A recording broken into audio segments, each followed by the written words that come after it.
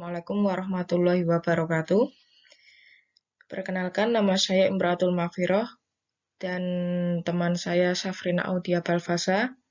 Di sini kami akan mempresentasikan materi tentang paradigma Islam dalam ilmu kesehatan. Nah, hakikat ilmu kesehatan dalam perspektif Islam. Menurut WHO, World Health Organization, sehat adalah memperbaiki kondisi manusia, baik jasmani, rohani, ataupun akal, sosial, dan bukan semata-mata memberantas penyakit. Jadi, dapat disimpulkan bahwa ilmu kesehatan adalah ilmu yang mempelajari tentang kondisi manusia, baik fisik, mental, ataupun akal, ataupun sosial secara lengkap, dalam keadaan baik atau tidak, dan terdapat penyakit atau kelemahan. Keutamaan mempelajari ilmu kesehatan. Yang pertama, mempertebal keimanan. Dengan mempelajari ilmu kesehatan, kita bisa mengungkap kebenaran Al-Quran dan hadis tentang kesehatan. Hal ini telah menambah khazanah, pengetahuan, dan iman, serta menjadikan teguhnya hati pada nilai-nilai ajaran Islam. Kemudian yang kedua, mendapatkan kebaikan dan pahala. Allah menghendaki kita untuk selalu menambah ilmu pengetahuan. Dalam hadis Rasulullah juga telah menjelaskan, diperintahkan bahwa menuntut ilmu wajib bagi setiap muslim.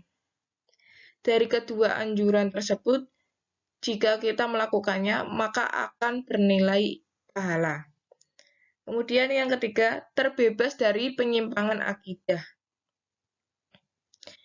Melalui ilmu kesehatan Islam, membebaskan ilmu kedokteran dan medis dari otoritas agama, bahkan membebaskan taklid, hurafat, dan pemikiran sesat yang menyebabkan penyimpangan akidah.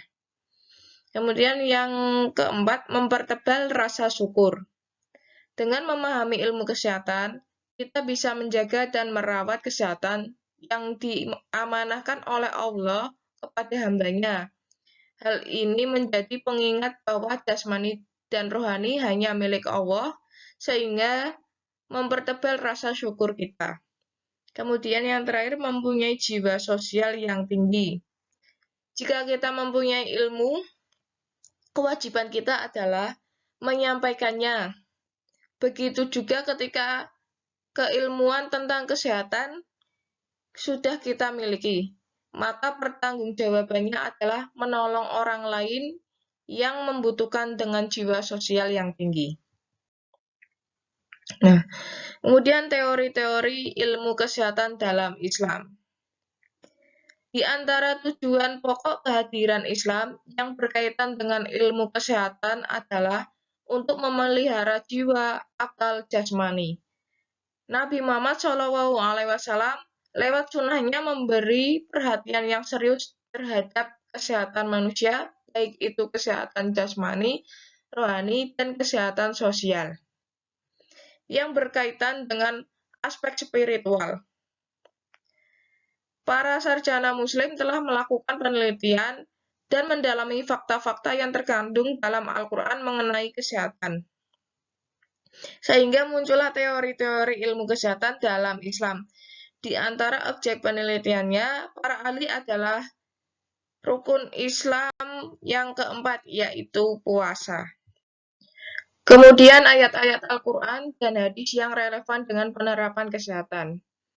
Besarnya perhatian Islam terhadap kesehatan terbukti dengan banyaknya ayat-ayat Al-Quran dan hadis yang menjelaskan relevan dengan penerapan kesehatan. Di antaranya sebagai berikut. Yang pertama, Islam adalah perintis pertama yang berbicara tentang bakteri dan kotoran.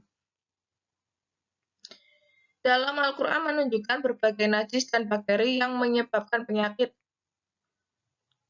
Kemudian yang kedua, tindakan preventif penyakit yang menular. Sebagian ajaran agama terdahulu mengobati berbagai penyakit masih terlalu kuat berpegang pada azimat, doa-doa yang untuk mengusir roh jahat, memerangi dengan lilin atau dengan cara lain yang tidak relevan lagi oleh sains modern. Akan tetapi Islam mencegah penyakit dengan menjaga kebersihan, menjauhkan diri dari wabah penyakit menular.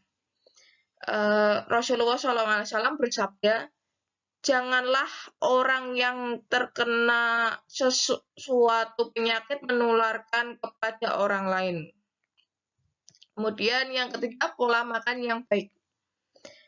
Rasulullah SAW memberikan nasihatnya agar mengurangi makan dan mengurangi pula makanan yang berlemak, sebab sulit dicerna.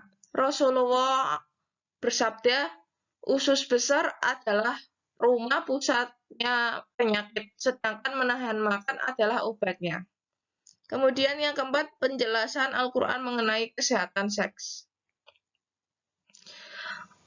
Allah Subhanahu wa Ta'ala berfirman, yang artinya sesungguhnya kami telah menciptakan manusia dari zat jasmani yang bercampur. Quran Surat Al-Insan ayat 2. Kemudian anjuran Rasulullah tentang kesehatan makanan. Kemudian perhatian terhadap kesehatan gigi. Gigi harus dibersihkan karena sisa-sisa makanan yang tertinggal di dalam mulut akan membusuk. Dan apabila masuk di antara gigi-gigi akan menimbulkan infeksi dan menyebabkan kerusakan gigi. Nah, sekian presentasi dari kami. Kurang lebihnya mohon maaf. Wassalamualaikum warahmatullahi wabarakatuh.